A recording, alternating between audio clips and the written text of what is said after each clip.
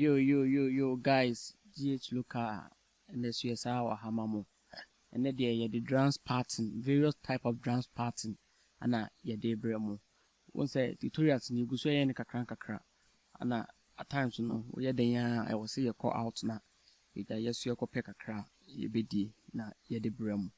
And then ye buy the drums pattern, different types, 8 different type of drums pattern, and ye de bremo. What the tutorials na kakra, I was some follow the kakra. Mean jump straight away. You see a boy was sending message say dear or person see how I mixing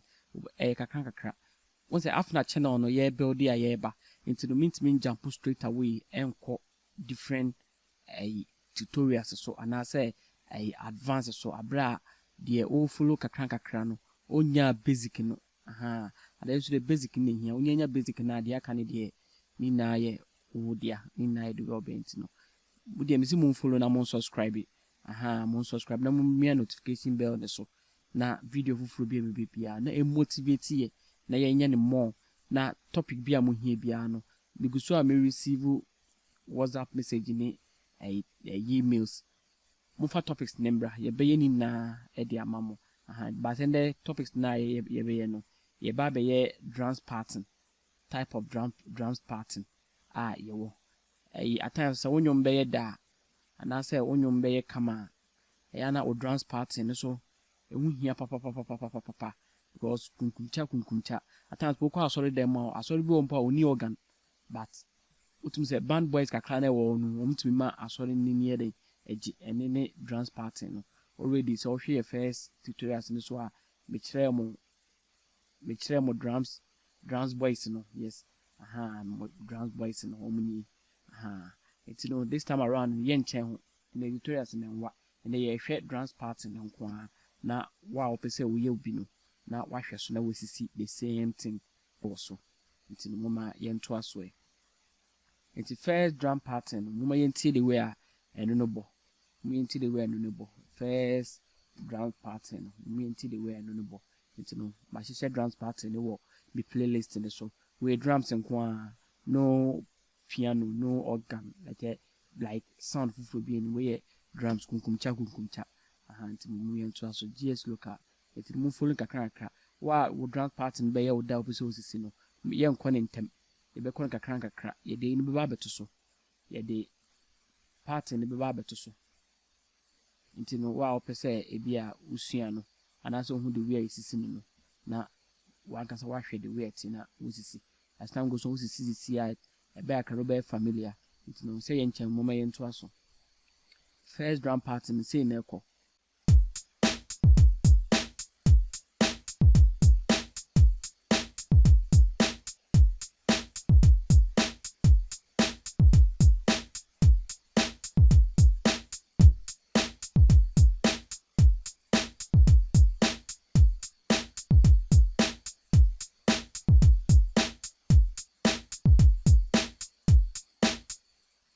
the winning first drum pattern to person who see a bit music cake ni ko say until the way cake ni ko ayeko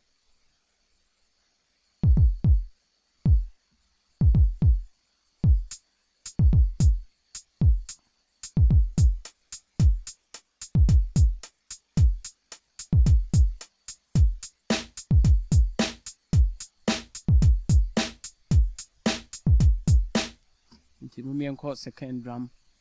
pattern so it's in that pattern we no ye bono in the tempo of 1 in mama yenko second drum pattern so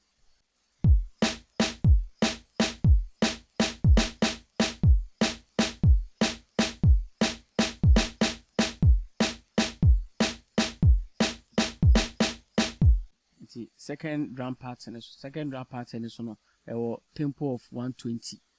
tempo no 120 intendo so mbetimi ahweso na musisi the way a eno no so tie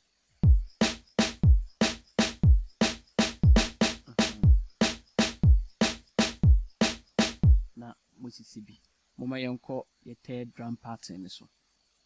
ye third drum pattern so say na ekọ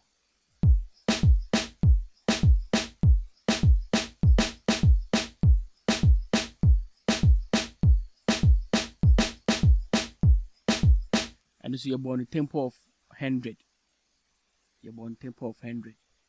To me until the way no so call. Into no bet me ahwɛ so na wanka se wo sisi bi. Abdo sisi wi a ansa na e bi opese wo de wo chord bi to ase ana se wo ada melody bi to ase ana wanka se wa try e wo fi ahwɛ. Where third drum part into me anko your fourth drum part in so na ye hwɛ ade eno ne born tempo of 115. Into me hwɛ the way no so no etie your fourth drum part in.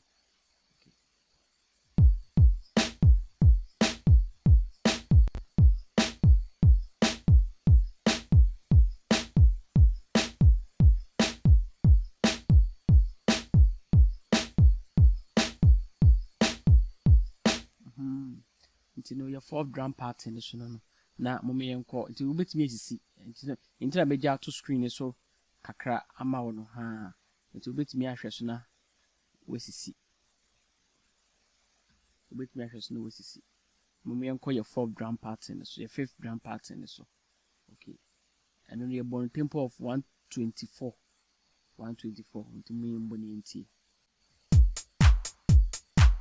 when they acquest we need to acquire house music this ano.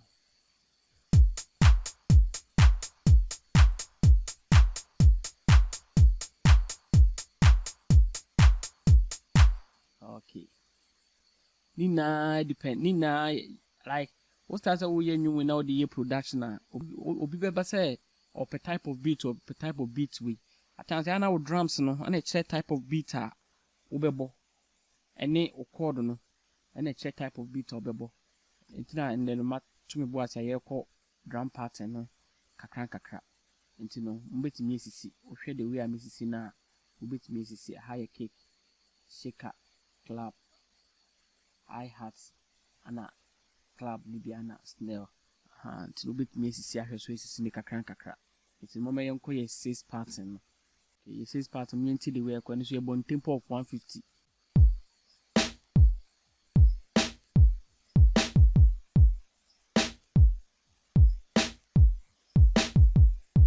The 7 drum pattern or your born if I say be a 120.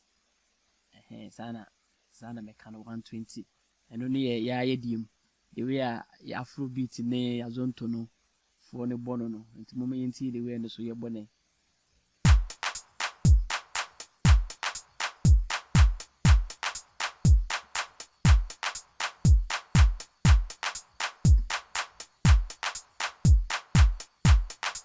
You didn't need a boss, a local one, a boss, then ya ubo tinku because a drum pattern, a ed,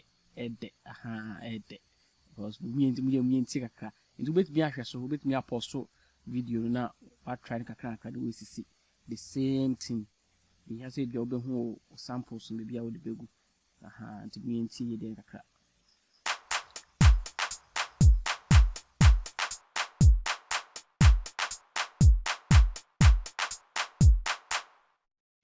Dear no ana your last drum part na yeko and so and you're born 130 into mama yenko na yenko tie no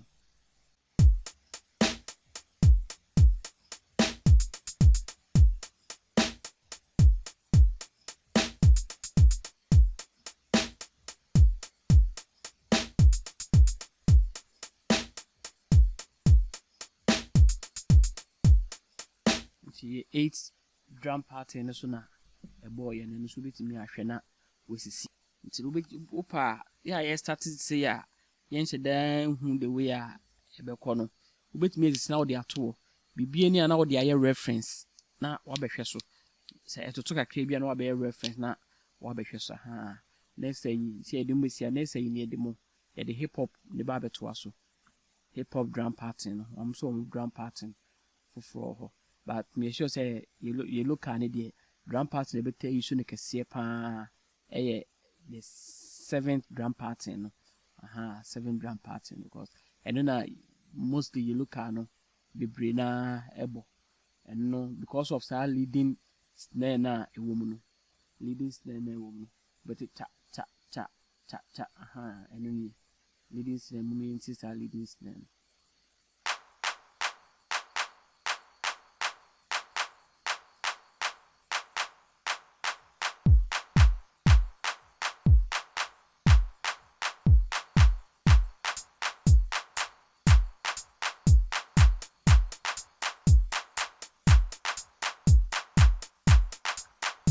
no ene de edi mbesia next tutorials I be upload no automation no how I obey automation ewo Fruit Loop nti no monhwe ni na mon subscribe maye na mon subscribe maye automation mama brief kakra bi automation no it said ye we so mixture na o se mixture bi automatic bo ho se volume na nkasa timi fade out fade down so kwa ado so opeso hu de wie ye no Fruit Loop Air4 Studio nti no mu de mon subscribe next tutorials no na de brem kakra afde ye wie ni na wo beka ni na bom no abdo mo se ye ade se na wo bibi nti no medamase ene ma send messages no me read pa na motivate me mungu na mun send mbra enye se bia me read pa na atanse na busy ni so eka ho mo fan cheme se me reply ma mo fan cheme nti me dimbesi ya medamase